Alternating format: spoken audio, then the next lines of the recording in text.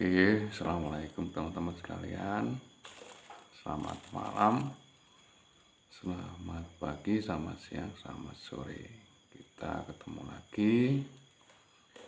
Kali ini kita akan membahas memaksimalkan potensi yang ada untuk beternak sapi dan kambing. Kita masih bersama Pak Wanto ya. Selamat malam Pak Wanto ya. Selamat malam, selamat pagi, selamat siang bagi semuanya. Nah, Selamat ulang tahun bagi yang merayakan hari ini. beliau ini karena istrinya nggak di rumah kelihatannya itu nggak ngantuk ini, apalagi ada rokok tapi nggak ada kopi. Oke teman-teman sekalian, pada malam hari ini kita akan tanya-tanya tentang sebenarnya kita punya potensi apa saja yang masih bisa digunakan atau dimaksimalkan untuk kita istilahnya belajar untuk beternak sapi dan kambing. Pak Wanto ya, ini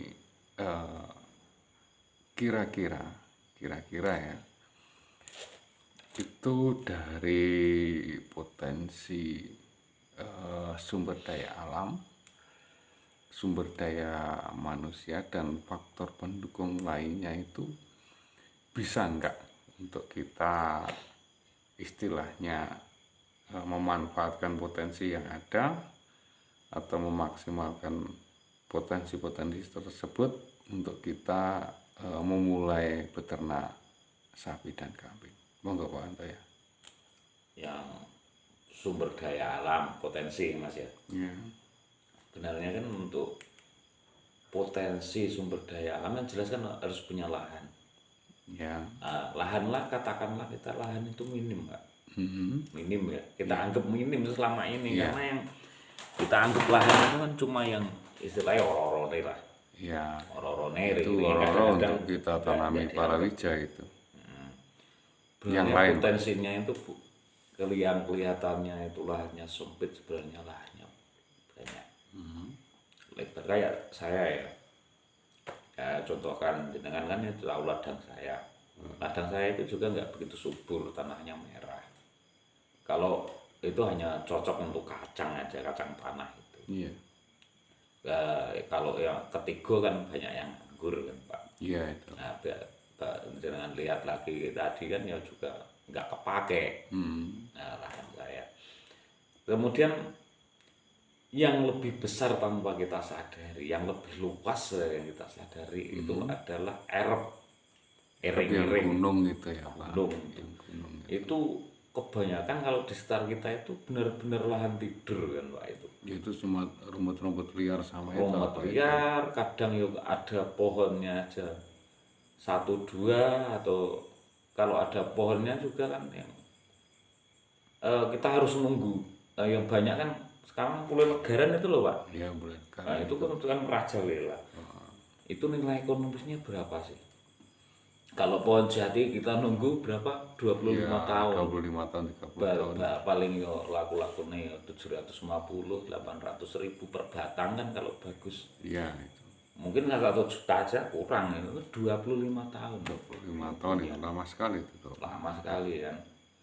Seandainya kita berpikir positif, kita bangun lahan yang namanya erop itu, katakanlah lahan yang nggak terurus, yang tadinya hanya lahan pasif menjadi lahan aktif. Gawe strenan gitu ya. Nah, bukan, maksudnya lahan pasif itu kan selama ini tidur tuh itu. Iya itu Enggak, katakanlah gerembelan. Kita aktifkan lah, kita bersihkan pelan-pelan, enggak usah pelan-pelan, nanti dibikin talut galengan itu bisa untuk nanam rumput. Iya. Rumput itu banyak kan, ada yang Inggris mau mana, ada pacong, ada Zanzibar, ada odot, ada yang disebut kita umumnya kan lonjono itu kan macam-macam, dan itu kan untuk daerah kita bisa minta Pak Layo. Iya bisa. Bibitnya itu bisa minta masih loh. bisa minta itu. Kalau tempat lain itu bibit beli loh. Berarti kitanya saja ya Pak yang kurang. Iya, bayangkan loh, yang lain tanya, kalau bibit odot itu stekem gini itu sampai berapa tuh? Sampai 50.000 loh sampai rumah kita. Iya, Ya, beli aja coba di Shopee atau apa di bibit rumput itu satu genggam satu gini ikat itu. dibungkus itu dipotong-potong itu berapa itu harganya? Paling dari sampai 50.000 itu begitu. Kita gratis tinggal minta. Mas arek nandur odot mbok ditugari. Kono apa ya? Patelono dhewe. Tergantung kitanya Ya. siapa yang kan ya. Sebenarnya kita masih dengan modal tenaga itu udah potensinya besar sekali. Oh, Kalau katakanlah kita memiliki herop itu 1000 meter. Yang kepakai pohon itu hanya berapa persen. Nah, itu. iya, iya. Sementara habitat hidupnya suket odot itu sebenarnya bukan di sinar matahari langsung ya jenis-jenis itu. Berarti di gunung-gunung itu cocok. Bisa jadi sing kena sinar matahari tapi tidak terlalu lama. Oke, oke. Nah, jadi fotosintesisnya itu masih jalan, tapi waktu sore dia sudah tertutup eop gitu. Itu masih hidup itu. Tapi jangan tertutup penuh. Penuh. Jangan tertutup penuh. Nah, kalau di corone di tempat di bawah yang gelap ya susah juga. Oke, itu tadi kan lahan kritis yang nggak kepake itu sebenarnya masih bisa kita manfaatkan ya Pak. Iya, sangat luas loh Mas itu. Nah, terus yang lain Pak, misalnya apa ya, sumber istilahnya tempat pakan yang lain apa Pak? Misalnya, Tempat pakan yang lain. iya, iya, tempat kita itu apa nanam pakan yang lain? Di sela-sela itu kalau di tempat saya kan ada glirisidinya itu loh Mas. Lah itu kalau itu tanami glirisidi. Glirisidi kan gizinya tinggi itu. Oh iya, iya. Bisa ditanami itu tanami jarang-jarang saja. Itu nanti kan bisa menghasilkan pakan cukup banyak. Kambing itu suka, terus sapi juga mau. Yang Jadi glirisidi itu ini satu tempat bisa ditanami beberapa variasi bisa tanaman rumput ya. rumput bisa, yang buat pohon-pohon bisa ditanam kelor loh. Nah, untuk tanaman pohon kelor itu tempat kritis bisa hidup loh Mas. Oke, oke, oke. Itu untuk makan manusia boleh, di sayur. Untuk makanan ternak bagus, kelor. Kemudian bunga sepatu, Bisa gampang ya kan? itu. Itu nggak beli juga kalau bunga sepatu itu. Tinggal metik tempatnya tetangga. Oke, sekarang dari lahan yang nggak kepake tadi tergantung kitanya mau mengolah atau tidak ya Pak. Belum lagi nanti yang di ladang-ladang kan ada juga itu sisa sampah pertanian lah istilahnya. Itu kan banyak juga itu. Masih ada lagi Mas, kalau sifatnya tanah itu tempat saya. Itu kan kalau habis tak tanami kacang mau tak walik, tanami apa gitu kan kurang bagus ya. Akhirnya tanami aja tanaman itu, kasih rumput di di oro-orone itu. Itu kan bisa menopang makanan ternak di saat kemarau. Oke, oke. Potensinya besar. Oke, jadi selama ini kan mungkin belum sampai ke situ kita mikirnya itu. Ya terus gini Pak, yang kedua tentang itu sumber daya manusianya itu. Kan kita ini kan gen petani gitu ya. ASN, asli Sobo Ngalas, anak yang tani. Seharusnya kan secara naluriah kan untuk apa ya istilahnya peternakan dan pertanian kan nggak asing-asing amat, itu kan jadi satu kan itu. Sebenarnya nggak perlu sekolah juga itu yang kayak gitu. Itu menurut pendapat Pak Wantoya gimana itu? Sebenarnya kalau SDM kita itu juga cukup bagus ya. Orang-orang kita juga orang sekarang nggak bodoh-bodoh amat lah. Iya.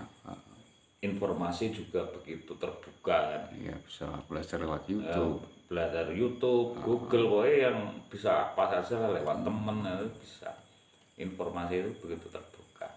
Cuma orangnya itu tinggal mau atau enggak. Oke. Nah, kalau kebanyakan alhamdulillah sekarang yang generasi muda kan udah terpikirkan ke situ. Ya. Dia punya tanah warisan dari orang tua, ya hidupnya di kampung, dia berpikir bagaimana kita dapat duit. Itu kan ya dia udah banyak yang usaha ternak kecil-kecilan, cuma konsepnya mereka yang masih kurang. Oke. Nggak tahu apa mereka itu asal-asalan ternak seperti dulu, hanya sekedar celengan, atau memang ada target tertentu untuk penyokong ekonomi. Ya kurang tahu. Yang jelas kalau peternakan itu biasanya di daerah kita bukan faktor utama penyokong ekonomi ya Pak. Iya, bukan. Itu sifatnya banyak celengan. Tapi kalau baiknya itu ya sebagai apa?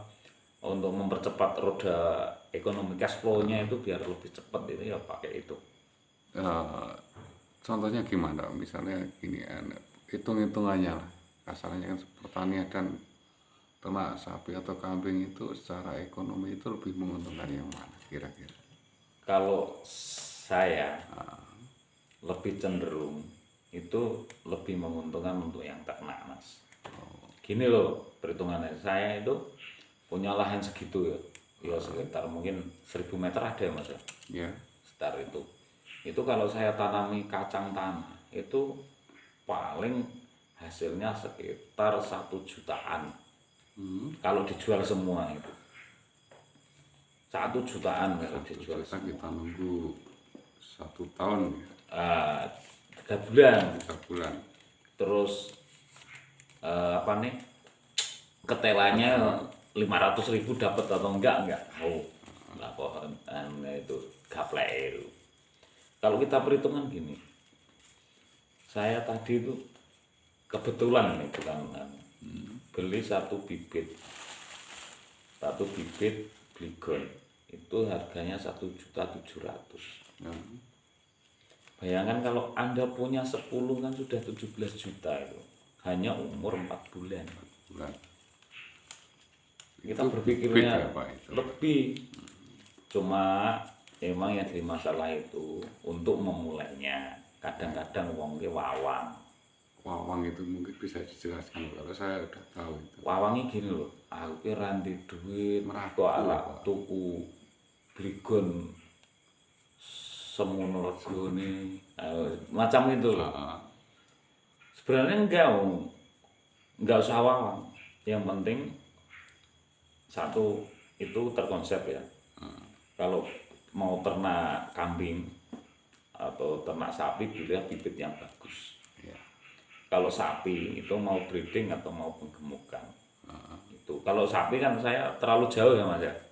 Yang kecil aja kambing kita katakanlah bisa nggadoh usahane. Nggadoh kambing sembarang bisa. Kalau udah dapat beberapa kambing,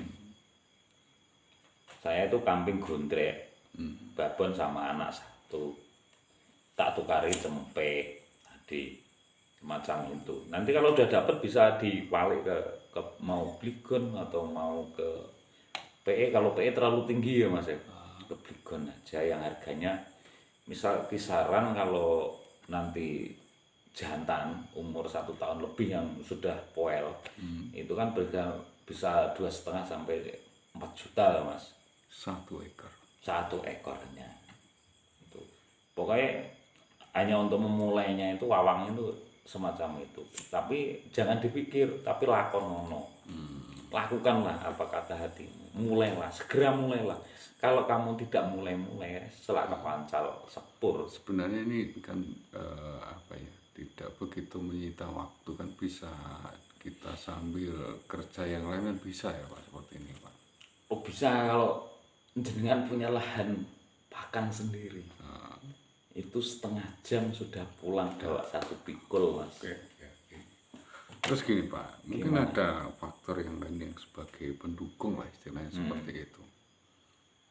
Apa saja kira-kira? Masih ada nggak ya faktor yang lain sebagai pendukung lah istilahnya Pendukung maksudnya? untuk kita beternak sapi atau kambing lah. Faktor pendukung untuk ternak itu banyak tuh Mas. Misalkan yang kita butuhkan untuk ternak kan cuma satu kandang. Kandang nggak usah mulu-mulu lah, kita semampunya kita. Tapi dengan konsep yang bagus. Terus masalah pakan itu banyak yang seperti yang saya sebutkan tadi. Terus apa lagi ya? Yang penting itu niatin dengan Mas. Pokoknya niatin dengan pengen ternak yo. Ternak wae ora usah mikir-mikir. Termasuk gini ya Pak, kalau kita punya teman atau saudara atau orang tua itu kan sidik-sidik rada-rada ngapusi sidik ya, kita minta bantuan sama mereka nggak apa-apa kan, halal saja ya seperti itu. Tapi nggak segitunya lah. Itu Katakanlah kita sama bos kita yang sebelah itu loh. Pak, aku duwe kandang, pengen wedhus ora duwe, pengen sapi. Sepenting belum ngarit. Pasti dikasih itu. dalam arti karena kita nggak itu bisa marobadi, bisa maruh anak, Taruh anak itu. tinggal pilih. Itu kalau nggak punya modal. Oke Pak. Dari 3 tadi mungkin kitanya aja yang istilahnya masih kurang nekat atau berani ya. Sebenarnya kan banyak kesempatan, banyak potensi-potensi yang masih bisa dimaksimalkan. Itu tergantung kitanya niat atau tidak, seperti itu ya Pak mungkin kira-kira. Iya, tinggal mau atau enggak. Sebenarnya masih banyak hal yang bisa digali di lingkungan kita itu.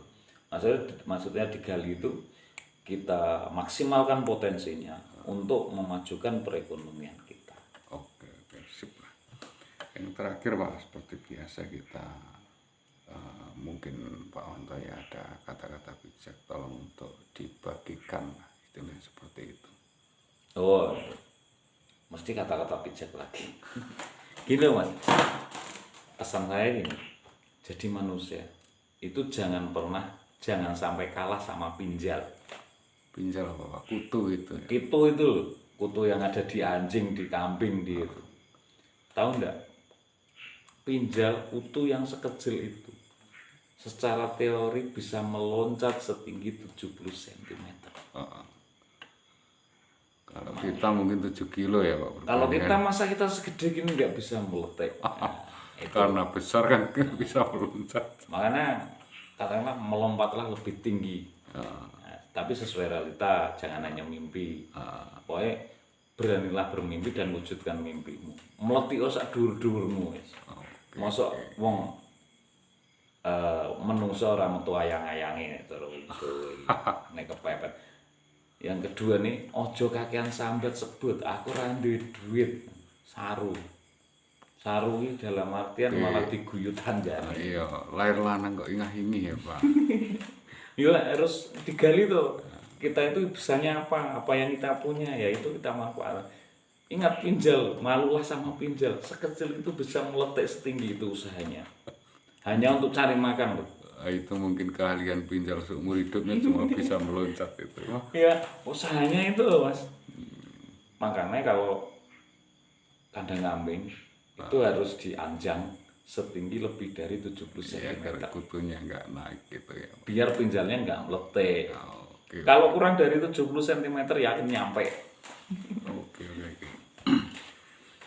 Teman-teman sekalian, seperti itu kita bincang-bincang sama Pak Wanto ya. Sekali lagi beliau ini adalah pelaku peternakan juga pertanian. Belajar Mas, bukan pelaku. Mungkin dari perbincangan ini ada manfaatnya. Sekali lagi bahwa kita itu istilahnya ASN, asli sopo alas, asli anak wong. Wah, asli. Ya, jadi kan nggak perlu kita belajar kuliah pertanian dan lain-lain, tapi secara naluri kita itu sebenarnya juga sudah paham soal pertanian. yakin lah lebih pinter PPL daripada PPL nek wong-wong petani asli itu. Dan kalau pertanian itu pasti ada hubungan yang sangat erat dengan ternak lah, istilahnya seperti itu. Ya kayak lingkaran setan lah. Sekali lagi semoga ada manfaatnya. Banyak kata salah dari kami mohon maaf. Nyari rezeki yang halal. Salam nyaring. Assalamualaikum warahmatullahi wabarakatuh.